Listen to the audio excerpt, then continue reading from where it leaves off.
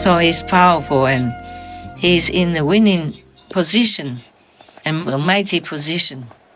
So he might have forgotten a little bit, was less considerate to President 젤렌스키, who has already been targeted for 3 years long. His hair just turned gray suddenly, and his face, everything changed because of the war headache. Too much responsibility, too much suffering, too much terrorizing, all kinds of things. And his life has never been safe since then, since the war.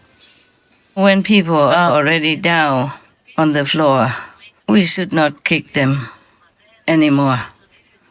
But the political situation is never easy for anybody. I just imagine if it were me, if I were President Zelensky, I wouldn't know what to do. Yeah. I don't think anybody would be wiser if they were in his situation. Pressure from all sides and losing too many things already. Losing too much and worrying about even losing his own country. The winner should always be more considerate, more understanding. We used to have a little game in our Sihu ashram. Sometimes if I don't have any more things to give, for example, like we were eating together and everybody's favorite is vegan ice cream, and sometimes they didn't buy enough.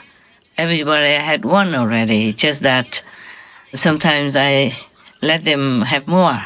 And then when it's not enough for each one to have the second one, like not a second ice cream because we don't have enough.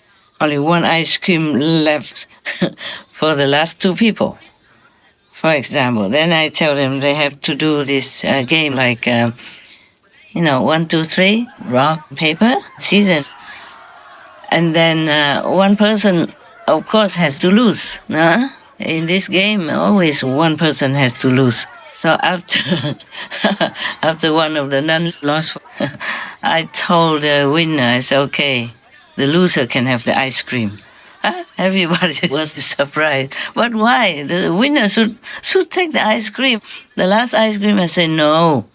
The loser already feels too bad, feels very bad, losing face already. So now she must have the ice cream to comfort her losing situation.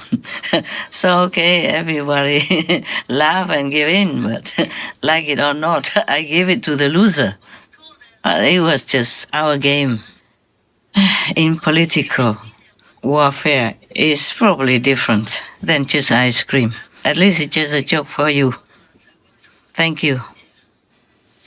So if President Zelensky has some different concepts or different thinking or different perceptions, it is because he has been through a lot with his countrymen. So he should have been maybe treated a little bit more gently, more discreetly. People came to your door already, not as the superior, but in a less superior, lesser position. Then we should have been more considerate to that person. I'm sorry if I have offended you, great President Trump.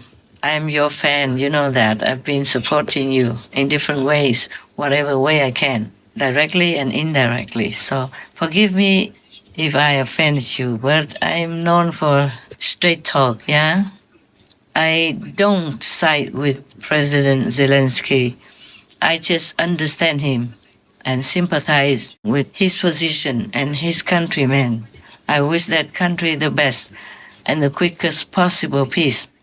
There must be a sorting out of misunderstanding or knots in between before the whole world should know.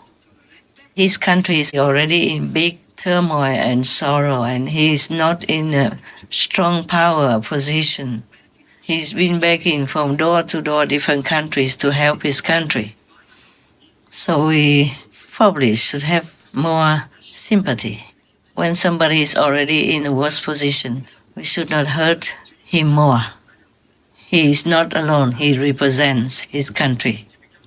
So if you know better, you should slowly explain it to him. That's what I think, yeah? Forgive the old woman thinking. When we are winning, we have this kind of powerful overconfidence, so we might not be able to understand the other people who are of lesser fortune. That's all. You did not mean anything. President Trump, you did not mean anything bad. You thought your way is the best already. And it could be the best. It's just you must slowly explain it to somebody who is not you, who is not in your mighty position, who is having too much of a headache, too much confusion, too much pressure from all sides, who probably haven't seen his wife and kids for I don't know how long. When the war first started, his wife had been interviewed on the television, and she said to the host, "Thanks to you today, I could see my husband. I haven't seen him ever since the war started until now," and that was a long time. And his children also don't see him. And even his children want to become soldiers, go out and fight already. They were kids.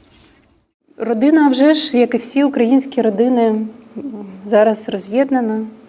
Ну, вас чоловіка війна практично забрала. Ніхто в мене чоловіка не забере, навіть війна. Але так, він живе на роботі, ми його майже не бачимо.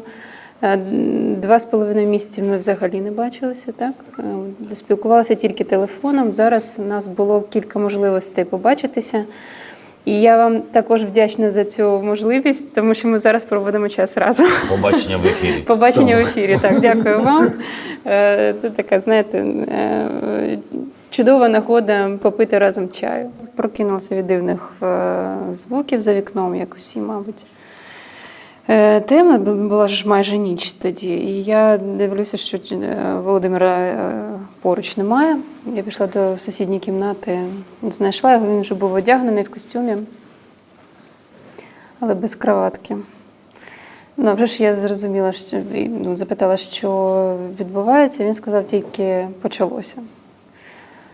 Ну, емоції не можна передати, тому що тут і жах, і заціпеніння. І він це мені сказав і пішов. В принципі, ми більше не можна сказати, що бачились довго.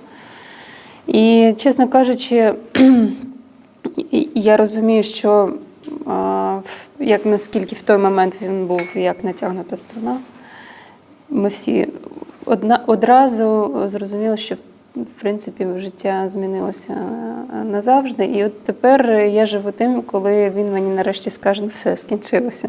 5 months into Russia's brutal invasion of Ukraine, First Lady Olena Zelenska tells us she fears for the safety of her people and her family, including her 18-year-old daughter, Alexandra, and 9-year-old son, Kirilo. What does your son dream of? What does he want to be? Obviously, he wants to be a soldier. He wants to be a soldier. Obviously. What does that make you think as a mom? І тому I really want to ensure is that the childhood of my son is given back to him and that he enjoys his life to the fullest. Still, she's learned to cope with the relentless risk her husband, President Volodymyr Zelensky, now faces. So emotionally, privately, and publicly, he's been under tremendous pressure. So even if he thinks something wrongly, we should be able to understand him and help him, because that is helping millions of people, his co-citizens. I'm tearing up now as I'm talking about that. I have no power to help. I mean, physically not. I'm doing many things, but it doesn't look like I could decide the fate of his country. Not obviously like the way you would do. You see, President Zelensky also has a big pressure on his chest, because whatever you demand him to sign or whatever he decides to sign, he can never be sure whether or not his people will accept it, whether or not they will support him inside or outside in his decision, even if he has the best intention to end the war, to end all the suffering and the killing. He himself might have a very unfavorable outcome from his decision and reaction from his people. So it is difficult for him also. So, President Trump, you're a great man. Please ask him to come back and talk together in a private room. No need to air all the weaknesses in front of the world like that. He's been punished enough. Even if he has done anything wrong, he has been punished day and night for 3 years already.